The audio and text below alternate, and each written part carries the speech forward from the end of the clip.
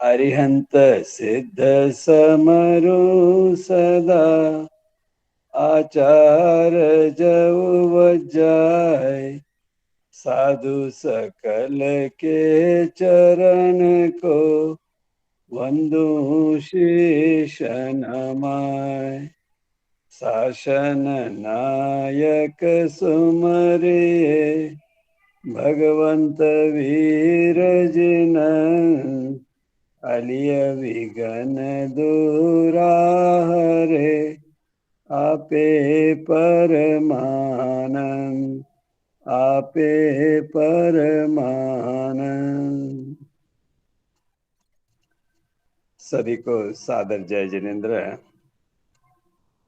श्री कर्नाटक जैन स्वाध्याय संघ द्वारा आयोजित जिनवानी सार की कक्षा में आप सबका हार्दिक स्वागत एवं अभिनंदन। विशेषकर स्वाध्यायों एवं शिक्षक वर्ग के लिए ये जो ऑनलाइन प्रशिक्षण कार्यक्रम प्रारंभ किया है, जिसमें 4 दिन मंगलवार से शनिवार तक आगम के अनेक गाथाओं, ग्रंथों की गाथाओं एवं अनेक विषयों को लेकर के प्रशिक्षण के द्वारा अलग अलग विषयों के प्रस्तुति संघ संयोजक श्रीमान शांतिलाल जी बोहरा द्वारा आयोजित है। और प्रसन्नता का विषय है कि इस कार्यक्रम से काफी स्वाध्यायी लाभान्वित हो रहे हैं, अपनी वक्तृत्व शैली एवं प्रतिभा को निखारने का अवसर मिलता है, क्योंकि सोमवार के दिन अलग अलग स्वाध्यायों को अपनी ओर से प्रस्तुति देने का अवसर मिलता है और उसके द्वारा उनकी अभिव्यक्ति आगे से आगे बढ़ रही है। इस विगत सप्ताहों में जो विषय अभी चल रहा है था मार्गानुसारी के 35 बोल, जो आचार्य हरिभद्र सूरी द्वारा विरचित धर्म बिंदुसार एवं आचार्य हेमचंद्राचार्य द्वारा विरचित योग शास्त्र की गाथाओं के आधार पर जो 35 मार्गानुसारी के बोल हैं, उनका विवेचन पिछले गत हफ्ता से ये विषय पूर्णता कल हुआ है। अब इसी विषय को आगे बढ़ाने के लिए हम इस पर आगे चिंतन करने का और उसे समझने का प्रयास करेंगे। वैसे मार्गानुसारी के बोल हमारी उस धर्म की राह में आगे बढ़ने के लिए ये विशेष रूप से तैयारी है। धर्म प्रवेश तो बाद की बात है, उसके पहले भूमिका के रूप में हमारे अंदर कैसे संस्कार हो, कैसा हमारा जीवन हो, जिससे हम धर्म की ओर आगे बढ़ सके। इसीलिए विषय का नाम भी मार्गानुसारी, यानी मार्ग का अनुसरण करने के लिए। कौन से मार्ग का अनुसरण? तो वहां पर मोक्ष मार्ग के अनुसरण के लिए यह भूमिका रूप है। मोक्ष मार्ग के लिए, उस धर्म में प्रवेश होने के लिए पहले हमारी योग्यता तैयार हो, उस योग्यता के लिए ये मार्गानुसारी के बोल आचार्यों ने हमें बहुत स्पष्टता से दिए हैं। और उन्हीं बोलों के विवेचन में हमने अलग अलग बिंदुओं पर 35 बिंदु जो बताए हैं, उनको हमने बहुत सुंदर ढंग से जो प्रस्तुति दी थी उसको सुना भी है, अभ्यास भी किया है और नोट्स भी तैयार किए हैं। अगर हम चिंतन को आगे बढ़ाएं, जैसा कि हम सब जानते हैं, मनुष्य जन्म अपने आप में दुर्लभ है, क्योंकि एकेंद्रिय से आगे बढ़ते बढ़ते पुण्यवाणी के सहयोग से जब यह मनुष्य जन्म मिलता है, जिसे प्रत्येक धर्म में एक विशेष बताया है मनुष्य जन्म को।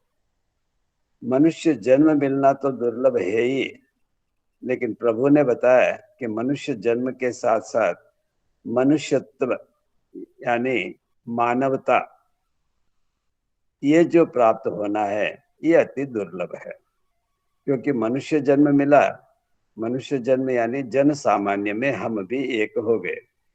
अब जो जन सामान्य है और पूर्व की भूमिका अगर विशेष नहीं रही तो उस सामान्य इस जन की अपेक्षा में दो प्रकार के विभाग हो सकते हैं। एक दुर्जन की कैटेगरी हो सकती है और दूसरी सज्जन की कैटेगरी। दुर्जन यानी वे लोग जो सिर्फ अपने स्वार्थ पूर्ति के लिए दूसरे का कुछ भी नुकसान हो उसकी परवाह नहीं है, और मेरा कार्य संपन्न हो उसमें किसका कितना नुकसान हो उसकी कोई चिंता नहीं है, तो उसे हम कहेंगे वो जन के अंदर में दुर्जन मनुष्य है। और जो अपना भी भला चाहते हैं और दूसरों का भी भला हो, ये जो चिंतन रखते हैं, ये उनके लिए विशेष रूप से सज्जन की श्रेणी में आ जाते हैं। तो दुर्जन से सज्जन की श्रेणी में आने के लिए इन 35 मार्गानुसारी बोलों का योगदान है। उसके द्वारा ही हम उस सज्जनता की श्रेणी तक पहुंच पाते हैं। वरना जो पूर्व का जो संस्कार है या पूर्व के जो कर्म है उसके अनुसार वहां तक हमारी यात्रा इस 35 बिंदुओं के आधार पर ही उसका अनुसरण करते हुए हम मोक्ष मार्ग की तरफ आगे बढ़ सकते हैं। तो सज्जन की कैटेगरी में आने के लिए ये जो 35 मार्गानुसारी के बोल हैं उनका विशेष योगदान है ही। और उससे अगर आगे बढ़ते हैं तो प्रभु ने हमें धर्म के मार्ग में प्रवेश होने के लिए, धर्म को स्वीकार करने के लिए दो प्रकार के धर्म हमारे लिए बताए गए हैं। दो धर्म, दो प्रकार के धर्म प्रभु ने कहा कि धम्मो द्विहे पन्नते, स्वीय धम्मे एवं चारित्र धम्मे, यानी श्रुत धर्म एवं चारित्र धर्म। श्रुत धर्म जिसे हम समझेंगे कि थियरी पोर्शन, जिसमें ज्ञान है कि मोक्ष मार्ग क्या है, और चारित्र धर्म यानी प्रैक्टिकल, जिसे हमें अपने जीवन में आचरण में लाना है। ये दो प्रकार के धर्म प्रभु ने हमारे लिए प्रस्तुत किए हैं। श्रुत धर्म और चारित्र धर्म, यानी थियरी वाला धर्म और प्रैक्टिकल उसे जीवन में अपनाने वाला धर्म। चारित्र धर्म के भी फिर दो विभाजन हो गए, जिसे गृहस्थ धर्म और श्रमण धर्म, यानी गृहस्थ धर्म में श्रावक और श्राविका के रूप में, और श्रमण यानी साधु और साध्वी के रूप में।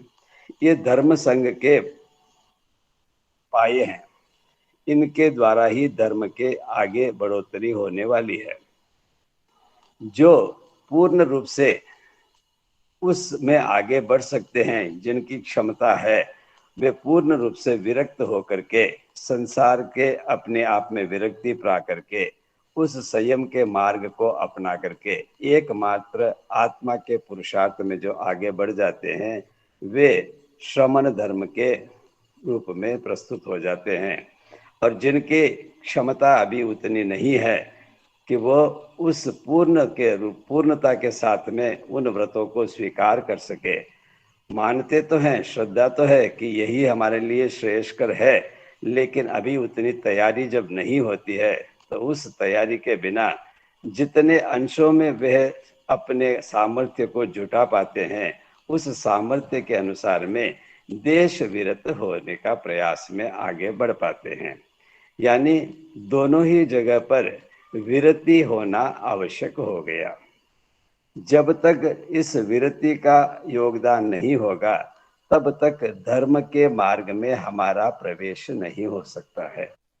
तो जब मार्गानुसारी के द्वारा हम धर्म में प्रवेश पाने के एलिजिबल हो गए हैं, तो अब धर्म में प्रवेश होने के लिए जो दो कैटेगरी है कि श्रमण धर्म यानी पूर्ण रूप से उसी कार्य के लिए जुट जाना, और एक दूसरा जो हम अपने सामर्थ्य के अनुसार जितना हो सके उसी के साथ में हम आगे बढ़ने का प्रयास करते हैं।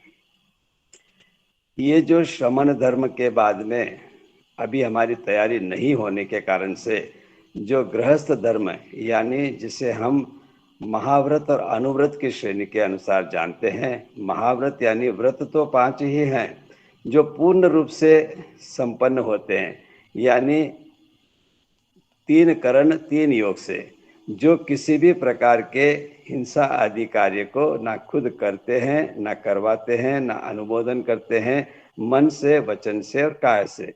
इतनी तैयारी के साथ में जब आगे बढ़ पाते हैं तो वो पूर्ण रूप से महाव्रत की श्रेणी में आते हैं। जब उन व्रतों को पूर्ण रूप से तैयारी में नहीं है तो आंशिक रूप से जो लिया जाता है उसे देश व्रत यानी श्रावक व्रत या गृहस्थ धर्म की श्रेणी में हम लेते हैं। तो हमारी जो तैयारी है, अभी तक हम संयम के मार्ग पर आगे नहीं बढ़ पाए हैं, लेकिन हम गृहस्थ धर्म में आगे जो बढ़ रहे हैं तो उसके लिए विरति होना आवश्यक है। क्योंकि जब तक जानकारी तो हो गई लेकिन अनुपालना नहीं हुई तो हम श्रावक की श्रेणी में नहीं आ सकते हैं। तो मार्गानुसारी से आगे बढ़ करके धर्म के मार्ग में प्रवेश करने के लिए श्रावक धर्म जब स्वीकार करना है तो हमारे लिए विरति होनी आवश्यक है। अब प्रश्न होता है कि विरति क्या है। तत्वार्थ सूत्र के 7वें अध्ययन में बिल्कुल स्पष्ट रूप से इसका अर्थ किया कि व्रत किसे कहते हैं।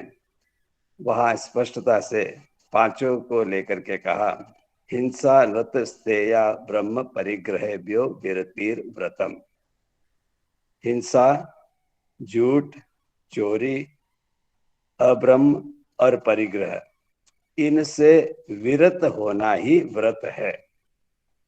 जब हम व्रत की बात करते हैं कि पूर्ण रूप से उसे अंगीकार करना या देश रूप में अंगीकार करना, तो ये व्रत क्या है। तो ये जो 5 चीजें बताई है इनसे विरत होना। विरत होने का अर्थ है कि हम उससे अलग हो जाएं, उनसे आसक्ति को घटाए या आसक्ति को मिटा दे। ऐसी आसक्ति से अलग होने को ही विरत शब्द कहा गया है। रत का मतलब होता है, रत यानी उसमें लग जाना, इन्वॉल्व हो जाना, लेकिन विरत यानी उससे छूट जाना। ऐसे इन 5 जो दोष रूप बताए गए हैं, हिंसा, झूठ, चोरी, अब्रह्म और परिग्रह यानी आसक्ति, इनसे विरत होना, उपरत होना, उनसे अलग हो जाना, उसी का नाम व्रत कहा गया है। तो ऐसे व्रत को स्वीकार करने के लिए जब पूर्ण रूप से स्वीकार होता है तो वो महाव्रत की श्रेणी में है, और जब हम इसको देश रूप में लेते हैं तो वहां पर हम आंशिक रूप से स्वीकार कर रहे हैं। लेकिन दोनों में मूल में जो केंद्र है वह है अहिंसा का।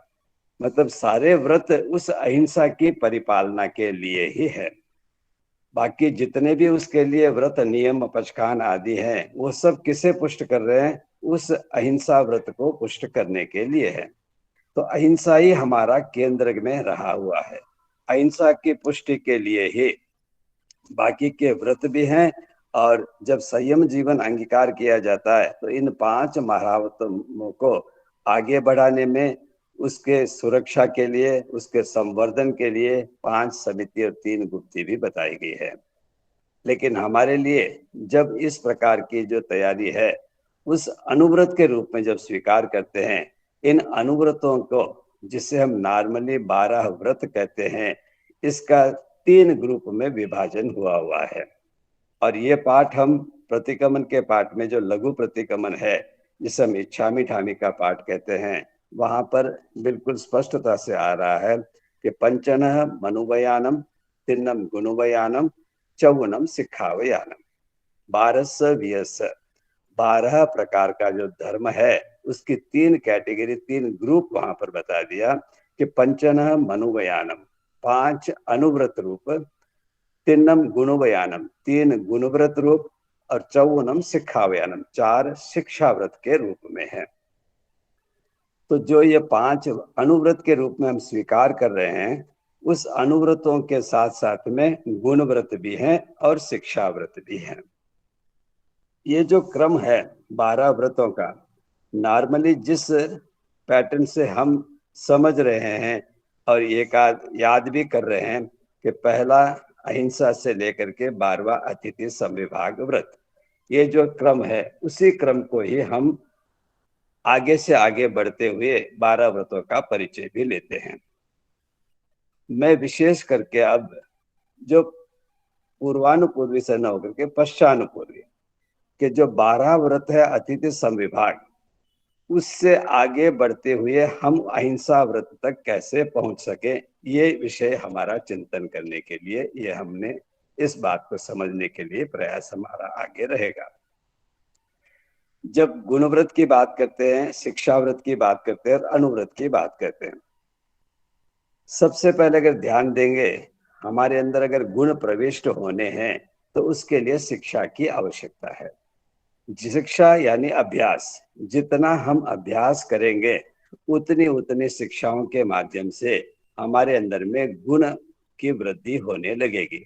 और जब गुण वृद्धिगत होते हैं तब हमारे लिए उन व्रतों के प्रति आगे बढ़ने का जो चरण है वह बढ़ पाएगा, क्योंकि हम विरक्ति की ओर बढ़ते हैं। ऐसे जब शिक्षाओं के माध्यम से गुण आते हैं तो गुणों के साथ ही हमारे अंदर में विरक्ति आगे बढ़ती है, और विरक्ति यानी आसक्ति के छूटने से हम व्रतों के पालन करने में समर्थवान होते हैं और अच्छी तरह से आगे बढ़ करके अहिंसा व्रत को, जिसे हम अहिंसा परमो धर्म कहते हैं, यानी केंद्र में जो बात रही हुई है वह अहिंसा की है। तो सारे आगे के वाले जितने भी पुष्टि है वो सिर्फ अहिंसा की पुष्टि के लिए है, क्योंकि पूर्व में जितने तीर्थंकर हुए हैं, वर्तमान में जितने तीर्थंकर हैं और आगे जितने भी तीर्थंकर होंगे, उन सब का एक ही संदेश है, वह है किसी भी जीव का अपघात न हो, हिंसा की वृत्ति न हो, अहिंसा की परिपालना हो। तो अब अहिंसा को समझने के लिए हम इस क्रम से आगे लेने का प्रयास करेंगे कि 12वें व्रत से आगे बढ़ते, क्योंकि ये शिक्षा व्रत है, पहले हमारे लिए शिक्षाओं की आवश्यकता है। जितना जितना शिक्षाओं में अभ्यास करते हुए आगे बढ़ेंगे, हमारे अंदर गुणों की वृद्धि भी होने लगेगी, और गुणों की वृद्धि के साथ ही हम इस प्रकार से अनुव्रतों के परिपालना में आगे बढ़ सकते हैं। तो अहिंसा के लिए 12वां जो अतिथि समविभाग का किस प्रकार से हम सामंजस्य जोड़े, यानी उसके साथ में इसका संबंध कैसे है। तो सीधी सी बात है कि जितने भी हिंसा के कार्य होते हैं, हिंसा हमारे द्वारा होती है, उसका मूल कारण रहा हुआ है आसक्ति। आसक्ति यानी ममत्व भाव, अपनापन। उस अपनेपन के लिए, ममत्व के कारण से, आसक्ति के कारण से हमारे द्वारा हिंसा होती है, और उस हिंसा में किसका क्या नुकसान होता है वो चिंता क्यों नहीं रहती है, क्योंकि हमें वो आसक्ति के कारण से वह प्राप्त होना है, और उस प्राप्ति के लिए हम कुछ भी करने के लिए तैयार हो जाते हैं। तो अगर हमारी आसक्ति घटानी है, आसक्ति को कम करना है, तो ये सबसे पहली शिक्षा है कि हम अतिथि समविभाग व्रत के अर्थ को समझें। यानी उस आसक्ति को घटाने के लिए हमारा प्रयास होना चाहिए कि किस तरह से हम एकत्र करने के बजाय विसर्जन में आगे बढ़ें, लेने की जगह पर देने के भाव हमारे अंदर में तैयार होने पड़े। लेना यानी इकट्ठा करना, जितना इकट्ठा करेंगे उतनी आसक्ति, और जितनी आसक्ति उतना हिंसा का कारण। तो मूल कारण है आसक्ति, और आसक्ति को हमें घटाना है। आसक्ति को घटाने के लिए ही ये जो अतिथि समविभाग व्रत है, इसका हमें पुनः पुनः बार बार हमारे लिए अभ्यास रूप करने की आवश्यकता है, जिसके द्वारा हमारा जो मूल अनुकंपा वाला गुण है, ये अनुकंपा का गुण विकसित होता है। और जितना अनुकंपा का गुण विकसित होगा, दूसरे सारे गुण एक एक करके प्रवेश पाना शुरू होते हैं। तो अनुकंपा के गुण को विकास करने के लिए एकत्र करने के बजाय, लेने के बजाय देने के भाव हमारे अंदर में होना है।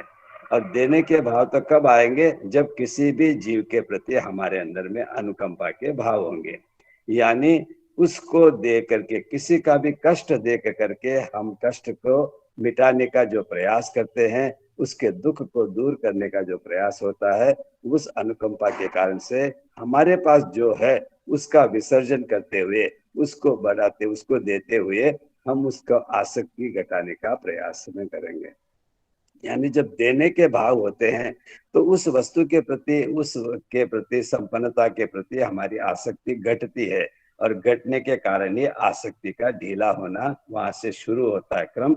और यह अभ्यास हमें बार बार करने की आवश्यकता है। तो जितनी ज्यादा हम इस देने की प्रवृत्ति में आगे बढ़ेंगे, तो आज किसे दे रहे हैं, क्या दे रहे हैं, ये मुख्य पहले स्टेप पर नहीं हो सकता है, क्योंकि वह तो जैसे जैसे अभ्यास होगा और जब सारी चीजें आगे से आगे और उत्तरोत्तर बढ़ेगी तो उसका विशेष फल भी हमें प्राप्त होगा। लेकिन देने की भावना तो पहले अनुकंपा का गुण विकसित करने के लिए आवश्यक हो जाता है। और ऐसा देने के लिए ही वहां पर बताया कि दान यानी अनुग्रहातम स्वस्त्यास्मि सर्गो दानम। अपने आप पर हम उपकार करते हैं, दान दे करके हमारे अंदर में किसी प्रकार के ऐसे अहंकार के भाव न जगे। इसलिए शास्त्रकार ने हमें बताया कि दान किसे कहते हैं, देना किसे है, उसका अर्थ क्या है। तो वहां पर कहा अनुग्रहात्म, किस पे हम अपने आप पर अनुग्रह कर रहे हैं, हमारा खुद का उपकार हो रहा है। दूसरों को दे करके हमारा उपकार क्या हो रहा है कि हमारी उस वस्तु के प्रति आसक्ति घट रही है। और जितनी आसक्ति घटेगी उतना हम अहिंसा की ओर आगे कदम बढ़ाने में अपने आप में समर्थवान हो सकते हैं। और विशेषता जब आगे बढ़ते हुए बार बार जब प्रयास होता है और विधि पूर्वक जब दान देने की बात होती है, और विशेष जो दान दिया गया द्रव्य भी शुद्ध होता है और लेने वाला पात्र भी शुद्ध है, दी गई वस्तु भी शुद्ध है, ये सारी चीजें जब एकत्रित होती है तो उसका विशेष लाभ हमें प्राप्त होता है। और ये कब होगा, जब हमारे अंदर में देने की भावना विकसित होती है। और ये विकसित तब होगी जब बार बार हम इसके लिए प्रयास करते रहेंगे। इसलिए अभ्यास की आवश्यकता बता दी कि हमें देने के भाव जगाने चाहिए, अनुकंपा के गुण को विकसित करना है। तो सबसे पहला हमारा अभ्यास कहाँ से शुरू होता है कि हम इस अतिथि समविभाग के व्रत को समझ करके हमारे अंदर इस अनुकंपा के गुण को बढ़ाने के लिए बार बार इसका अभ्यास करते रहे। और वैसा करते करते हमारे समक्ष ऐसे मुनि महाराज का भी योग मिल सकता है कि जो अपना सर्वस्व महाव्रतों को स्वीकार करके किसी भी प्रकार की आसक्ति न रखते हुए, सर्व जीव की भलाई रखते हुए, छह काय के जीवों की परिपालना करते हुए अपने संयम जीवन में आगे बढ़ते हैं, तो उनका भी हमें सुयोग मिल सकता है।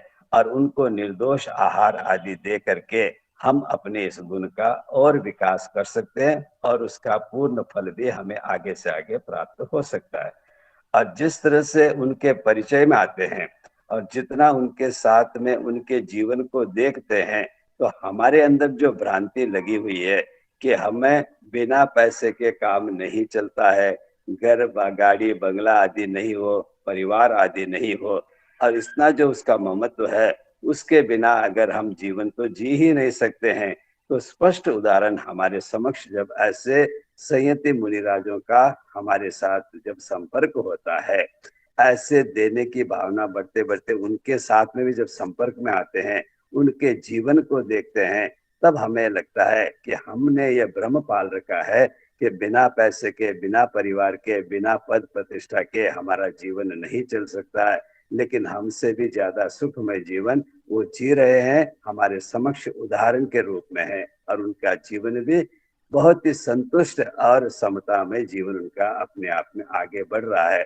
तो उनको देख करके हमारे अंदर भी उनके जैसा जीवन हम भी कब जिए, ऐसी भावना हमारे अंदर में विकास होती है। और ऐसा जीवन जीने का प्रयास करना ही हमारे लिए एक दिन की भूमिका में मुनि का जीवन कैसा है हम भी जी करके तो देखें, ऐसे भाव आते हैं। और उसी का नाम 11वां व्रत है पौषध व्रत। पौषध व्रत क्या है, हमारे अंदर ऐसा भाव आते हैं कि मैं भी एक दिन के लिए ऐसा मुनि जीवन को जी करके देखूं। जो मैं समझ रहा हूं कि ये जीवन बहुत कठिन है और बहुत ही मुश्किल वाला है, जब एक दिन का प्रयास करते हैं, अभ्यास करते हैं, तो हमें उस जीवन की खुशी क्या है, उसका फल क्या है, ये परिचय हम प्राप्त करते हैं। और फिर ऐसा बार बार अभ्यास करते करते इस प्रकार की जो आसक्ति हम पाल रखे हैं, उस आसक्ति से घटने का प्रयास भी हम आगे बढ़ा सकते हैं। तो इस तरह से 12वें व्रत से 11वां व्रत की बात आती है कि हम भी मुनि जीवन जैसा एक दिन के लिए ही सही ऐसा जीवन जी करके तो देखें। तो पौषध व्रत जो कहा गया है 11वां, तो उसमें हम भी अब क्या करना चाहते हैं, आसक्तियों को घटाने के लिए एक दिन के आहार की भी आसक्ति को घटा देते हैं। उपवास युक्त होकर के पूरे दिन धर्ममय वातावरण में रह करके मुनि की तरह अपने आप में उनके जीवन का जो मुख्य अंग है प्रतिलेखना और प्रमार्जना, अच्छी तरह से देखभाल करके प्रमार्जन करके किसी भी छोटे से छोटे जीव की भी हिंसा का कारण न हो, ऐसी जो यत्नामय जीवन उनका जो जीवन व्यवहार है, हम भी प्रयास करना चाहते हैं एक दिन के लिए से किस तरह से ऐसी यतना में हम जी करके तो देखें। तो 12वें व्रत से आगे बढ़ते हुए 11वें व्रत का भी पालन हम करने का अभ्यास बार बार करें। ये हमारे लिए ये जीवन इतनामय जीवन जीने का प्रयास होता है, क्योंकि 12वां व्रत तो अनुकंपा के गुण का विकास करने के लिए अभ्यास है और 11वां जो व्रत है वह हमारे लिए इस प्रकार के यत्नामय जीवन जीने का प्रयास है। उससे आगे बढ़ते हैं। अगर हमारे लिए समय नहीं होता है, बार बार हम अपने संसार के कार्यों में उलझे हैं, लेकिन सत्य का जो अनुभव हमने किया है 11वें व्रत को देख करके एक दिन का जो अभ्यास किया है, तो फिर मन में आता है कि जब जब भी मुझे अवसर मिले उस अवसर का क्या करूं, मैं लाभ लेकर के अपने शरीर के लिए आहार की जो आवश्यकता है उसकी पूर्ति करते हुए भी मर्यादित जीवन जीने का प्रयास करूं। तो 10वां व्रत जो है वह है देशावकाशिक व्रत। शब्द ही हमें बता रहा है कि देश अवकाश, अवकाश यानी छुट्टी और देश यानी पार्शली, पार्शली छुट्टी लेने का ये हमारे लिए अभ्यास है। पार्शली छुट्टी किससे ले रहे हैं, हम उलझे हुए हैं संसार के कार्यों में, रिश्ते नातों में, शरीर की आसक्ति में, शरीर के संबंधों में, शरीर के साधनों में। इसी के साथ में हमारा जो दिन भर की उलझन है उसको कम करने का प्रयास, और जब जब भी अवसर मिले तो हम देश अवकाश यानी उसमें से छुट्टी लेने का प्रयास करते हैं।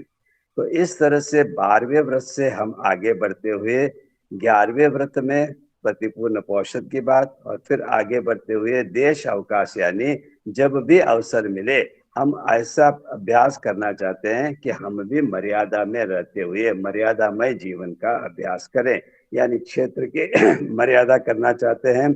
लंबा चौड़ा फैलाव करने की आवश्यकता नहीं, इतने क्षेत्र में भी मेरा कार्य हो सकता है और इतने खाने पीने की वस्तुओं से भी मेरा कार्य हो सकता है। दोनों की हम मर्यादा करते हुए पार्शली देश अवकाश लेते हैं संसार की हमारी प्रवृत्तियों से। ये हमारा अभ्यास बार बार होने के कारण से मर्यादामय जीवन जीने का भी हमारा अभ्यास होता है। और फिर जो 9वां व्रत है यानी सामायिक व्रत, ये 4 हमारे लिए शिक्षा व्रत है। मैं इस बात के साथ में इसको शिक्षा व्रत की सारे चारों बातों को पूरा करने का प्रयास कर रहा हूँ। तो 9वां व्रत है सामायिक व्रत, यानी हम बार बार अपने इस अभ्यास के द्वारा यह चिंतन करना चाहते हैं कि हम भी हमारे जीवन में फैलाव जो फैला रखा है उसको जब कम करते हैं, यानी आसक्ति घटाने का प्रयास हमने किया, इस उस प्रकार का जीवन मुनि जीवन जीने के लिए यत्नामय जीवन जीने का भी प्रयास किया, और जब जब भी अवसर मिले तो संसार के उन उलझनों से अलग निकल करके धर्ममय जीवन जीने का मर्यादामय जीवन जीने का भी प्रयास किया। तो कम से कम नित्य प्रतिदिन के लिए सही मैं 2 घड़ी के लिए अपने और अभ्यास करूं कि मेरा राग और द्वेष आगे न बढ़े और थोड़ा मंद करने का प्रयास करूं। तो राग और द्वेष को मंद करने के लिए और किसी भी प्रकार की हिंसा आदि न हो, उस हिंसा आदि के लिए प्रतिज्ञा पूर्वक उस 2 घड़ी के अवसर में ये तो अपने आप में सतर्क होकर के किसी भी जीव को दुख न लगे, किसी भी प्रकार का कष्ट न हो, इसकी जिम्मेदारी लेते हुए प्रतिज्ञा पूर्वक समभाव की आराधना यानी राग और द्वेष को मंद करने का जो प्रयास है ये भी हमारा अभ्यास रूप है। ये चारों प्रकार के जो अभ्यास हैं इसी का नाम शिक्षा व्रत कहा गया है। और ऐसे शिक्षाओं का बार बार जब अभ्यास करेंगे तो हमारे अंदर गुणों का विकास होना स्वाभाविक रूप से तैयारी आ जाएगी। वो गुण कैसे प्राप्त करेंगे और उन गुणों के अंदर में 3 गुणव्रत कौन से हैं, तो शिक्षा व्रत के बाद हम कैसे इन गुणों का प्रयास करेंगे, ये कल हम उन गुणव्रत को लेकर के 3 गुणव्रत के साथ में आगे की बात को में आगे बढ़ाएंगे। तो हमने आज इतना सा प्रयास करने का संकल्प लिया कि हम बार बार अभ्यास करते हुए इन शिक्षा व्रतों को स्वीकार करते हैं। तो 12वें व्रत से 11वें व्रत के और इस तरह से संबंध जोड़ते हुए चारों ही शिक्षा व्रत के अंदर में हम आगे बढ़ सकते हैं और आसक्ति को घटाते हुए अपने आप में अहिंसामय जीवन की ओर उस केंद्र तक पहुंचने का प्रयास कर सकते हैं। और ये जो बार बार हमारा अभ्यास होता है तो उसमें मूल जो बात आती है कि हमारी श्रद्धा और प्ररूपणा और स्पर्शना, इन तीनों में निर्मलता बढ़ती है। क्योंकि हम व्रत में क्या करते हैं, हम अतिथि संविभाग में 11वें व्रत में और 9वें सामयिक व्रत में यही बात करते हैं कि जब भी अवसर मिले तब मैं साधु साध्वी को निर्दोष दान दूं और स्पर्शना करके शुद्ध हूं। और पौषध में भी ये कहते हैं कि जब अवसर मिले तब पौषध करूं और स्पर्शना करके शुद्ध हूं। सामायिक में भी है कि जब जब भी मुझे सामायिक का अवसर मिले तो उसमें श्रद्धा से पूर्वक करते हुए स्पर्शना करूं और उसके शुद्ध हो जाऊं।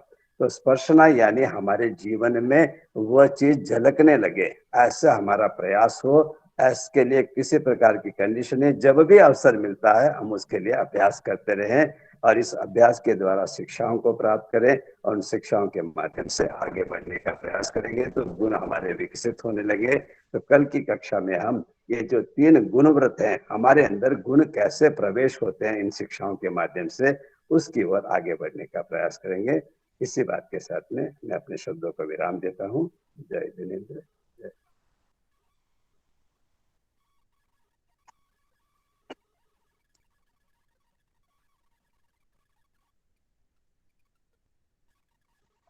इसी विषय के संबंध में किसी का प्रश्न